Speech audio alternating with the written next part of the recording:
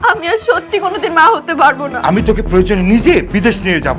10 লাখ টাকা দিয়ে কিনছি, তুমি তো সারা জীবন বস্তিতে থেকে আইছো। ডাক্তার তো নিশ্চয়ই বলেছে তুমি এখন মা হতে পারবে। তুমি যদি ক্ষমা কইরা দে একসাথে।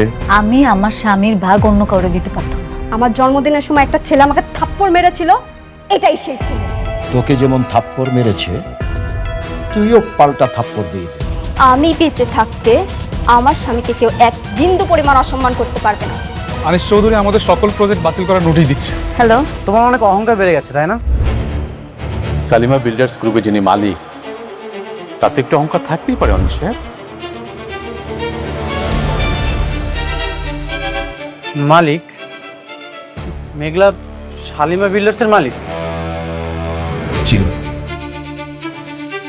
কিন্তু মেঘলা তো গরিব, বস্তিতে। ওনারা হচ্ছেন ম্যাডামের পালিত বাবা মা। ম্যাডামের আসল পরিচয় হচ্ছে তিনি এই বিশাল কোম্পানির মালিক।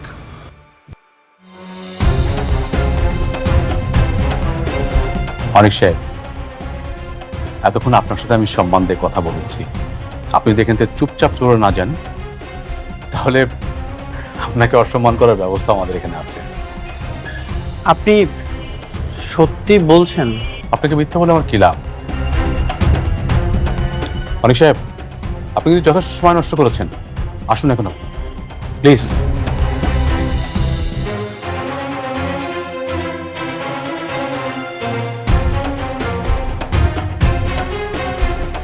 সো এখন দেখেন আপনারা কেমনে কি করবেন। আপনারা প্ল্যানিং করে আমার কাছে বাজেট নিয়ে আসেন, বাকিটা আমি দেখতেছি। ওকে ওকে, আপনি যেভাবে বলবেন আমরা সেভাবে কাজ চালিয়ে যাব। আচ্ছা, আপনাকে কি আর কোনো প্রশ্ন আছে? না না না, আপাতত নেই। আচ্ছা ঠিক আছে, তাহলে আজকে মিটিংটা আমরা এনে শেষ করি। কেন? আচ্ছা, থ্যাংক ইউ ম্যাডাম। আসসালামু আলাইকুম।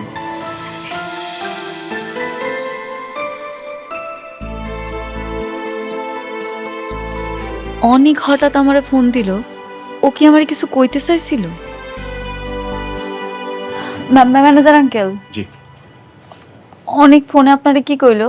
ম্যাডাম, উনি ফোন করেননি, উনি নিজেই এসেছিলেন, আমি ওনাকে তাড়িয়ে দিয়েছি। কি আপনি আপনি অনেকের বাড়ি করে দিছেন? সরি ম্যাডাম, আজকে নিশ্চয়ই উনি কোনো প্ল্যান করে এসেছিলেন। তাছাড়া আপনার শরীরের যে অবস্থা, এই অবস্থায় উনি যদি একটা বাজে কথা বলে আপনার শরীরটা খারাপ করবে, তাই ওনাকে আমি তাড়িয়ে দিয়েছি। কি আশ্চর্য ম্যানেজার আঙ্কেল, আপনি আমার একবার কইবেন না ও আইছে? আপনি কাজটা মোটেও ঠিক করেন না। Sorry madam. আপনি একটু মোবাইলটা দেন, একটু কথা কই।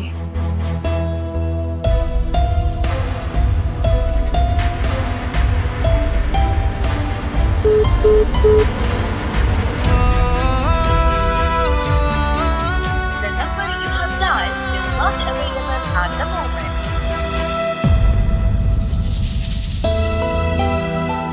আমার নাম্বারটা ব্লক করে দিছে। ম্যাডাম, মা আপনি টেনশন করুন না, প্লিজ একটু বসুন আপনি। কিরে মা, তোর শরীরের অবস্থা কি? এই তো বাবা।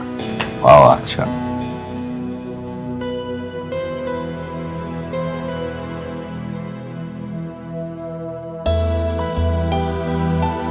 অনেক কাজ হলো না,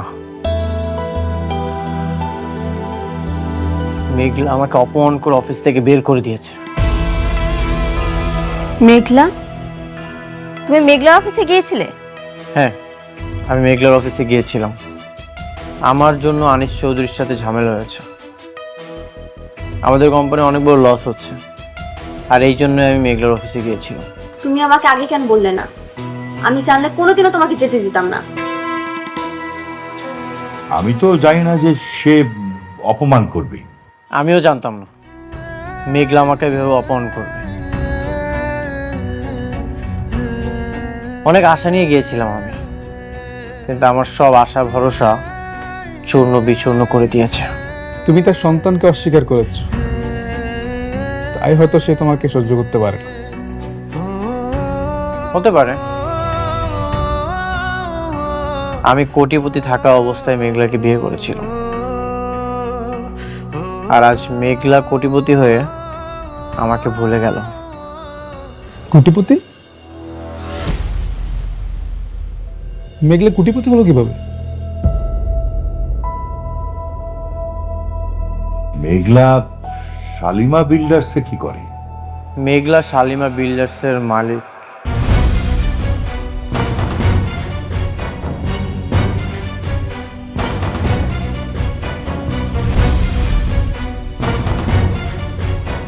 কি বলো? আমিও জানতাম না, আজই জানতে পারলাম। মেঘলার যে বাবা মা, সেটা হচ্ছে পালিত বাবা মা। মেঘলা অনেক কোটিপতির মেয়ে। হোক সে কোটিপতি, তাই বলে তোমাকে অপমান করবে? তোমার সম্মান রক্ষা করার জন্য আমি তাদের সাথে ঝামেলা করেছি, তোমাকে এক বিন্দু পরিমাণ অপমানিত হতে দেইনি। আর তুমি আজ নিজে নিজে গিয়ে অপমানিত হয়ে আসলে।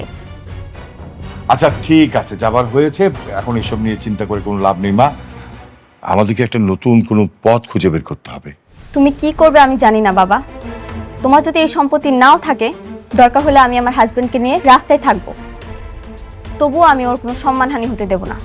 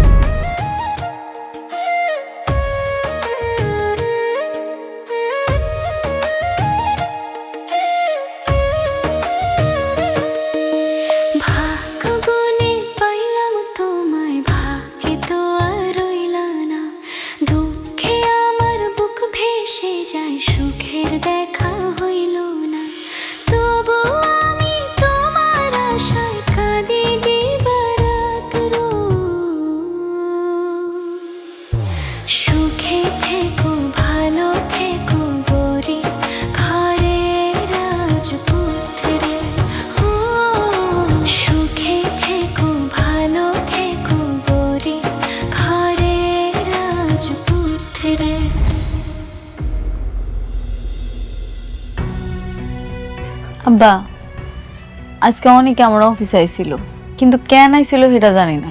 কেন, তোর সাথে কথা কয় নাই? না, আমি তো দেখা করতে পারি নাই। এমনি এমনি তার আইবো না, কোনো না কোনো কাজে আইছে। কি কারণে আইছে কে জানে। তুই একটু ফোন দিয়ে কথা কইতি, তোর পেটে ওর সন্তান, সম্পর্কটা তো রাখা লাগবো। কেমনে ফোন দিমু কো আম্মা? আমার তো ব্লক মেরে রাখছে, ফোন যে দিমু এটার কোনো উপায় আছে? মারে একটা কাজ কর, ওই যে অনেকের সাথে যে পোলাটা কাম করে না, ওর সাথে একটু কথা কো। আমার মনে হয় যে ও একটা ব্যবস্থা করে দিতে পারে। আব্বা, তুমি ঠিকই কইছো। অনেকে মনে আমার লগে রাগ করছে, ওনার লগে কথা কইতে হইব। একটা না একটা ব্যবস্থা তো করণই লাগবে।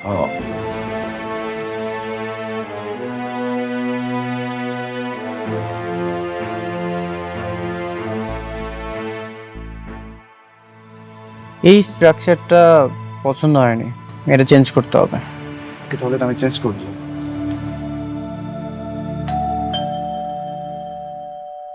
দেখো তো কে এসেছে।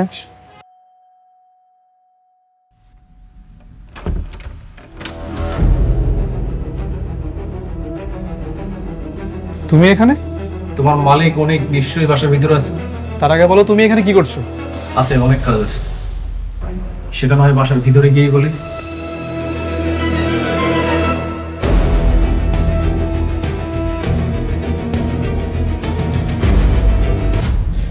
বন্ধু, কি খবর? কেমন আছিস? একটা কুকুরকে যদি লাথি দিয়ে বলি তুই আর কখনো আমার বাসার সামনে ঘুরঘুর করবি না। কুকুর কখনোই আসে না, কেন জানিস? কারণ কুকুরে আত্মসম্মান আছে। তোকে আমি এতবার ঘাট ধাক্কাতে আমার বাসা থেকে বের করে দিয়েছি, তারপরে তুই চলে এসেছিস। তোর কি কোনো আত্মসম্মান নেই? কি বলিস? তুই তো আমার বন্ধু। বন্ধুর কাছে বন্ধুর আবার কিসের আত্মসম্মান? দেখ, বন্ধু রাগ করবে, দুইটা কথা বলবে, এটা তো খুবই নর্মাল। এই তোর আমি কিসের বন্ধু? কিসের বন্ধু আমি তোর? তোর মতো বন্ধু পৃথিবী যেন কারো না। বন্ধু তাকেই বলে যে বন্ধু সবসময় বিপদ আপদে পাশে থাকে। আর তুই আমার কেমন বন্ধু জানিস? তুই আমার কাঁধে হাত রেখে আমার সাথে বেইমানি করেছিস। এমন বন্ধু পৃথিবীর কারো না। কেন হবে না? আমার মতো বন্ধু না থাকলে তোকে অ্যাওয়ার্ড দিবে কে? অ্যাওয়ার্ড? কিসের অ্যাওয়ার্ড? অ্যাওয়ার্ড ফুটা কপাল অব দ্য ইয়ার।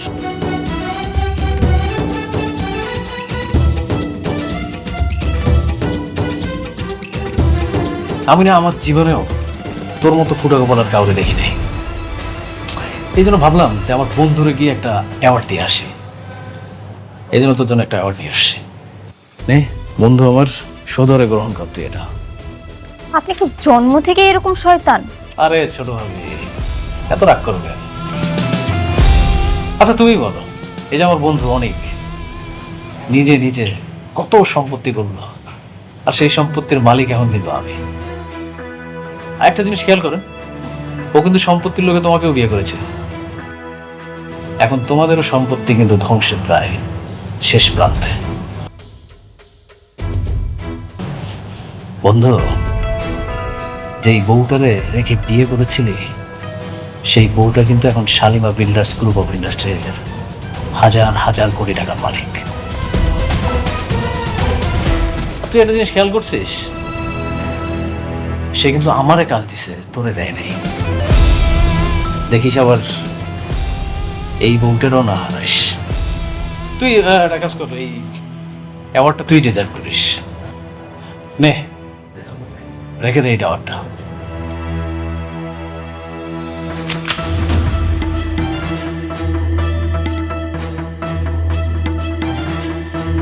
অনেক ধৈর্য ধরেছি, আর একটা যদি কথা বলিস এক টিগারে তোর দম বন্ধ করে দিব।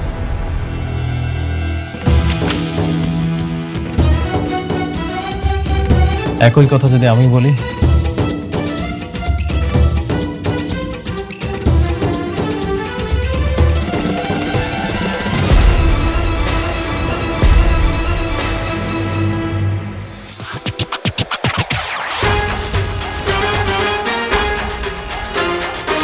আরে গদ্দার, ও friend, I am just kidding. আমি জাস্ট মজা করলাম। তুই আমার বন্ধু না, আমি তোকে মারবো? বন্ধু হয়ে বন্ধুকে মারতে পারি?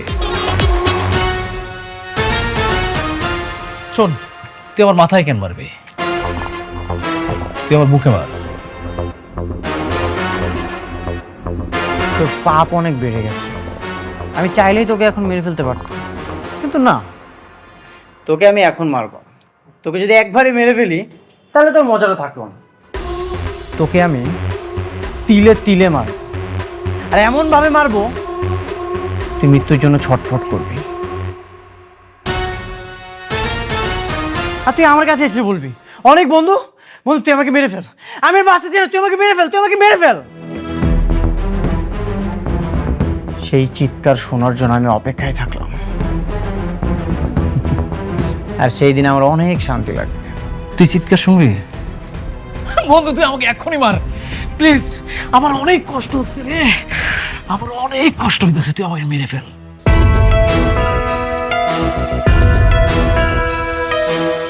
শোন, একটা কথা মাথায় রাখ, তুই কিন্তু আবার রাস্তার মধ্যে হয়ে যাবি। আর কার সুদিন আসবে আর কার দিন রঙিন হবে এটা পরে দেখা যাবে। আনিস সাহেব আছে না, ওনার সব অসমাপ্ত কাজ আমি পাচ্ছি। আর এই অ্যাওয়ার্ডটা তুই ডিজার্ভ করিস, রেখে দে। ফুটো কপাল অফ দ্য ইয়ার। তোর অ্যাওয়ার্ড তোর কাছেই রাখ, আমাকে নিয়ে তুই একদম চিন্তা করিস না। তুই একটু সাবধানে থাকিস, নিজের যত্ন নিস, নিজের খেয়াল করিস। আমাকে নিয়ে তোর একদম চিন্তা করতে হবে না। অবশ্যই আমি আমার যত্নও নিব, আমার খেয়ালও রাখবো। আর এই অ্যাওয়ার্ডটা তুই রিফিউজ করলি তো সমস্যা নেই, আমি আমার শিল্পে রেখে দেবো তোকে দেওয়ার জন্য। আমি আবার আসবো।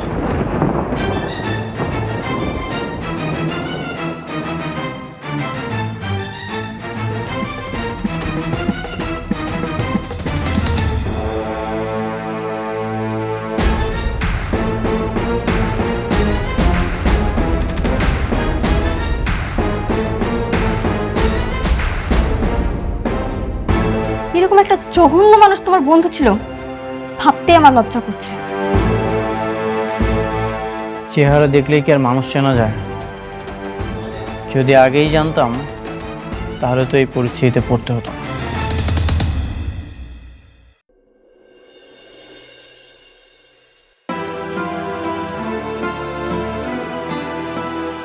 হ্যালো, কে?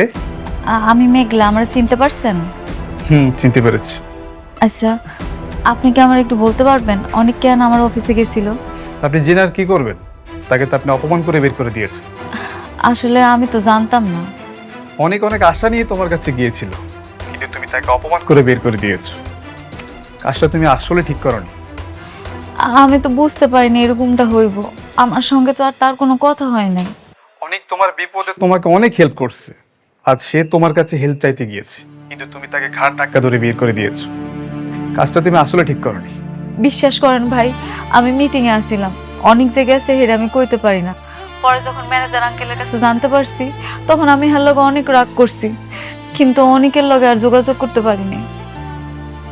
আপনি কি ওর একটু আমার লগে দেখা করার ব্যবস্থা করে দিতে পারবেন? সে মনে হয় তোমার সাথে দেখা করবে না। ভাই, আপনি একটু তারা বলেন, আপনি একটু বুঝায় বলেন না যে এইভাবে হোক একটাবার তার সঙ্গে আমার একটু দেখা করার ব্যবস্থা করে দেন ভাই। আপনি পারবেন, আপনি না ছাড়া কেউ পারবে না ভাই। আমার আপনি ফিরাই দেন না, আমার এই উপকারটুকু করেন ভাই, আমার খুব দরকার। ঠিক আছে, আমি চেষ্টা করে দেখব। অনেক উপকার করলেন ভাই, আমি জানি আপনি চাইলেই পারবেন, আপনি একটু চেষ্টা করে দেখেন।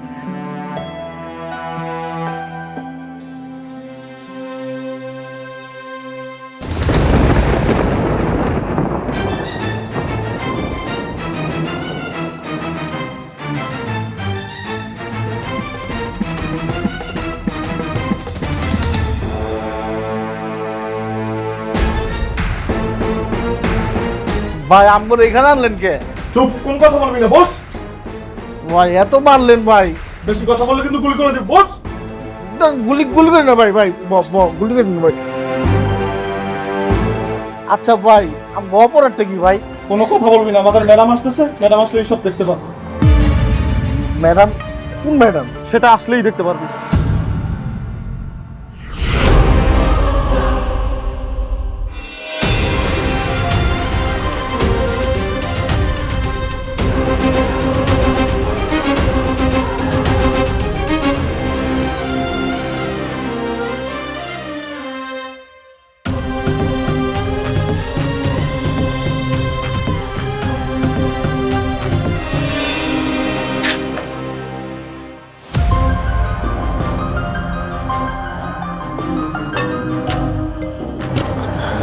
সত্যি কথা বলবি, তোর সাইডা আর যদি সত্যি কথা না কইস, ম্যাডাম সব সত্যি কথা হোক ম্যাডাম।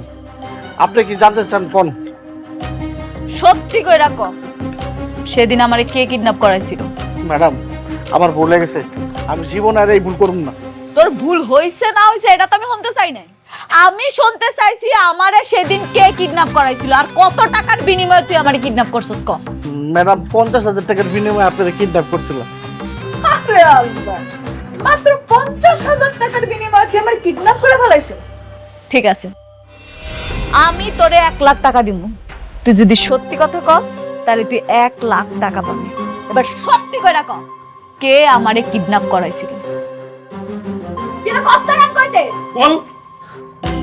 ম্যাডাম রাতুল ভাই বলছিল আপনি কিডন্যাপ করতে।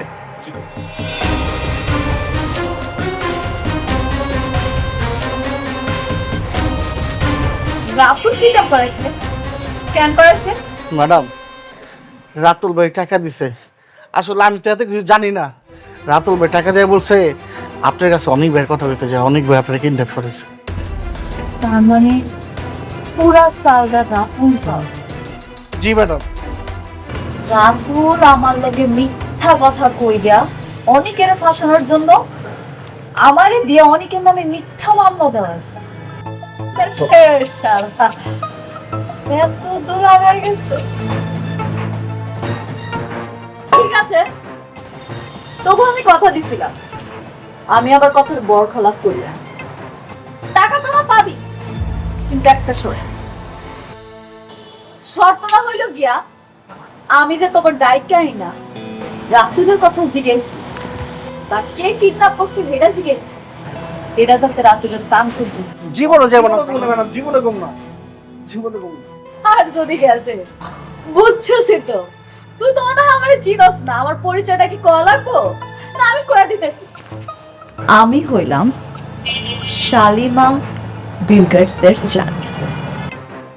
এবার চিনতে পারছিস আমাকে? জি ম্যাডাম। ম্যাডাম ম্যাডাম, চিনলে তো ভালো, আর না চিনলে সেটা তো বলে ভালো না, আমার জন্য আরো ভালো। এই টাকা দিয়ে দেন।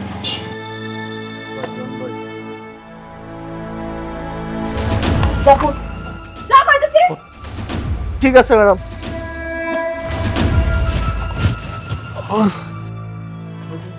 চলো বলো।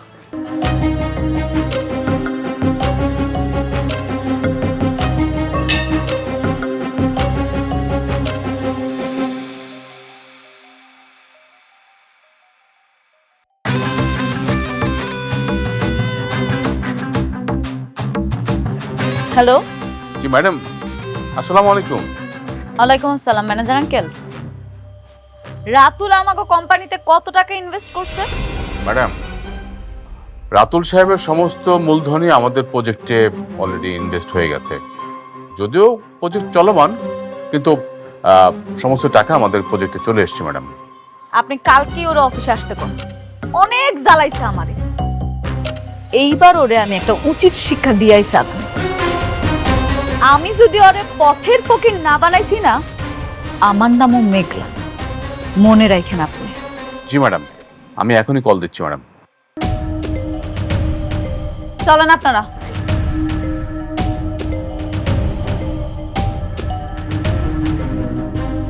আমরা কখন বের হব?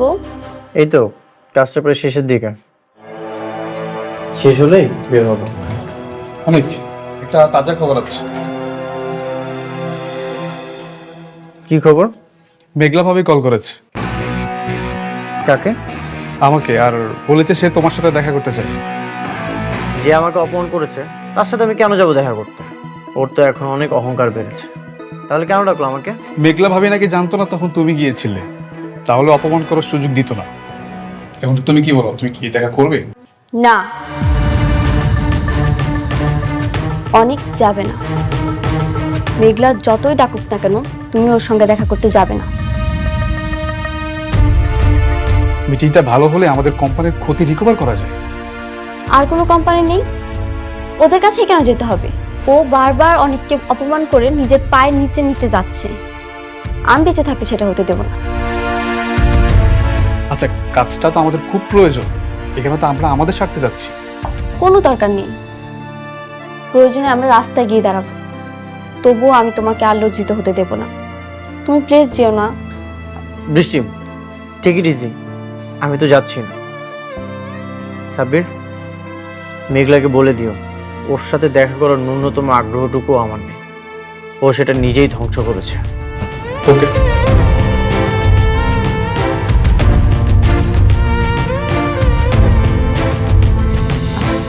আরে আসো আসো, তোমার জন্য অপেক্ষা করতেছিলাম আমরা। আমি কি বেশি লেট করে ফেলেছি? না না, বসো না, বসো। প্লিজ বসো।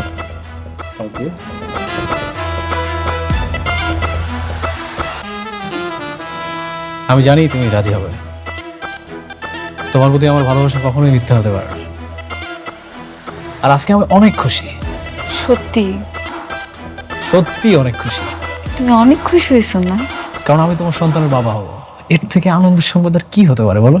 কিন্তু আফসোস, এই সন্তানের বাবা তো আর তুমি না। এই সন্তানের বাবা আমার স্বামী। আরে তোমার স্বামীর কথা বাদ দাও, আজকে থেকে আমি তোমার সবকিছু। এই যে দেখো, সেই খুশির সংবাদে আমি তোমার জন্য খুব সুন্দর একটা স্বর্ণের নেকলেস নিয়ে এসেছি। নেকলেস?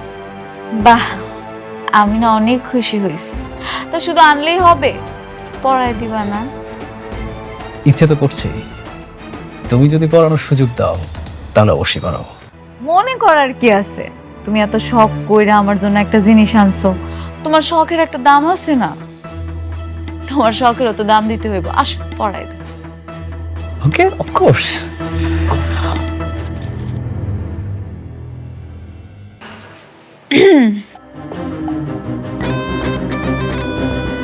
আসো আসো, নাও না, পড়াই দাও পড়াই দাও। আজকে আমি সত্যি অনেক খুশি। ধরো।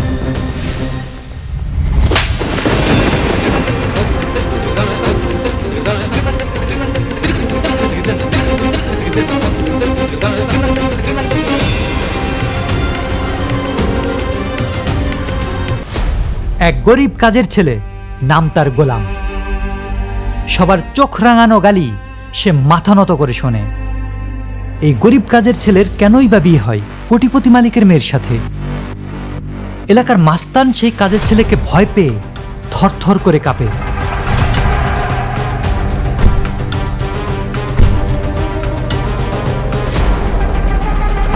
কেনই বা তাকে নিতে আসে হেলিকপ্টার? পুলিশ তাকে দেখে ভয় পায়। সে কি শুধুই একজন কাজের ছেলে, নাকি গোপনে চলছে অন্য কিছু? কি সেই ভয়ঙ্কর সত্য যা দেখলে গা শিউরে উঠবে? দেখতে থাকুন দুনিয়ার টাকার গোলাম।